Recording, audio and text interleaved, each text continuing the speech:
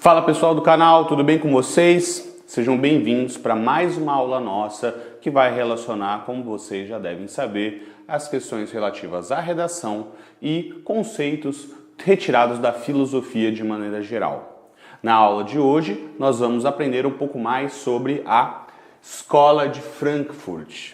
A Escola de Frankfurt representa um bom número de estudiosos, de filósofos, mas a gente vai falar do trabalho específico de dois deles, que são Max Horkheimer e Theodor Adorno.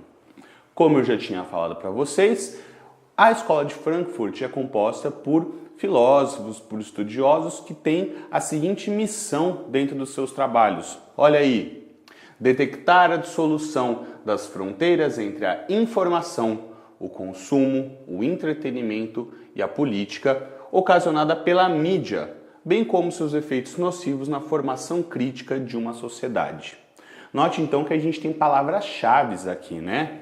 Que são a questão da informação, do consumo, do entretenimento, todos esses elementos aí passando pela questão da mídia. Como a mídia, então, trabalha com esses elementos da nossa sociedade, né? Uma obra fundamental para entender as ideias dessa escola é a Dialética do Consumismo, escrita em 1947 pelo Horkheimer e pelo Adorno. Ela vai cunhar um termo importante nos estudos dessa área, que é o conceito de indústria cultural. Então vamos juntar esses dois fragmentos de ideia, indústria e cultura. Sobre isso, a gente pode entender o seguinte: é um sistema político e econômico que tem por finalidade produzir bens de cultura, filmes, livros, música popular, programas de TV, etc., como mercadorias e como estratégia de controle social. Funciona da seguinte forma: as empresas de televisão e de rádio, como o próprio nome diz, são empresas. Logo, a necessidade que elas têm dentro do mercado é lucrar. Então, produzirão formas de sustentar esse sistema econômico, social, que permite a existência delas. Então, elas pretendem construir elementos culturais que não funcionam como representantes de uma cultura ou como objetos de construção de crítica em seus espectadores. Portanto, a ideia aqui é criar um programa de televisão que funcione assim como uma marca de sabão. Você vai lá, consome e se satisfaz com isso. Sobre essa dinâmica, eles escreveram dentro dessa importante obra: filmes e rádios não têm mais necessidade de serem empacotados como arte. A verdade, cujo nome real é negócio, serve-lhe de ideologia. Essa deverá legitimar os refugos que de propósito produzem. Filme e rádio se autodefinem como indústrias e as cifras publicadas nos rendimentos de seus diretores gerais tiram qualquer dúvida sobre a necessidade social de seus produtos. Logo, a arte, que anteriormente era tida como algo que servia para libertar seu público, proporcionando a ele reflexão e pensamento crítico, agora se organiza como um elemento alienante que serve apenas para um propósito, o lucro. Mas aí você pode se perguntar: como isso se aplica ao controle social? A resposta para isso está estabelecida na própria história dessa dupla famosa. Horkheimer e Adorno eram judeus na época da Alemanha nazista. Eles viram então surgir um regime autocrático que se valia da propaganda ideológica levada à exaustão. Os efeitos disso foram sentidos na pele, tanto que eles então se deslocaram para os Estados Unidos,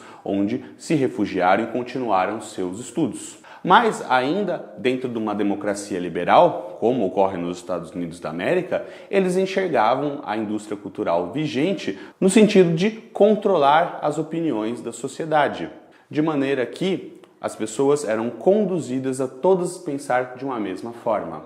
O trabalhador médio, em vez de utilizar seu tempo livre para ler obras literárias interessantes, procurar assistir peças de teatro ou então escutar concertos musicais que proporcionassem um crescimento crítico e intelectual, substituíam suas atividades por chegar em casa, sentar no sofá e ver obras e filmes que não continham nenhum papel crítico na sua formação, proporcionando uma população alienada que pensava de maneira homogênea. Sugiro a vocês que assistam a um clássico do cinema mundial, Easy Rider.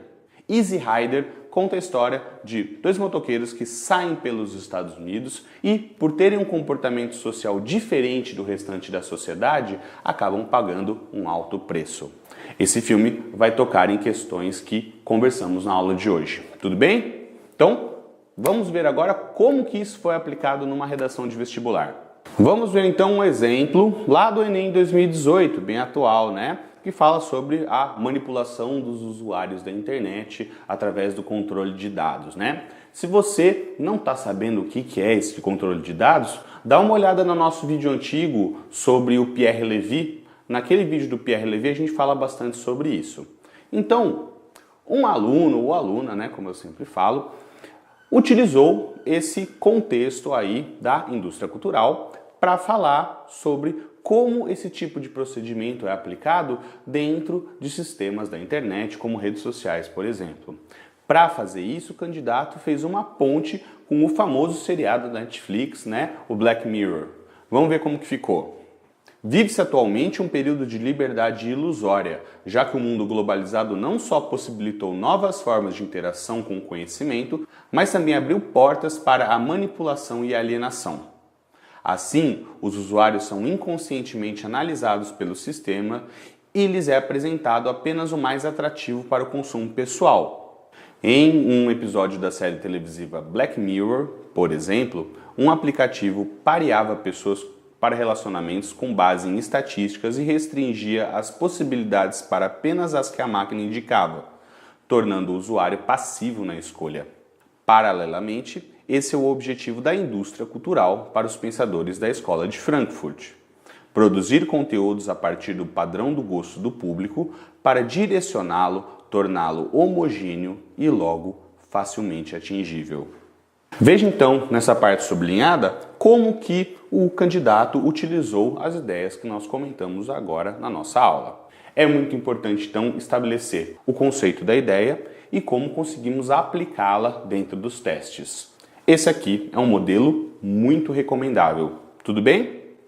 Então, espero que vocês tenham gostado dessa aula de hoje e não se esqueça, deixe seu like, se inscreva no canal e aperte o sininho aqui para que você possa desfrutar de cada novidade que colocamos aqui.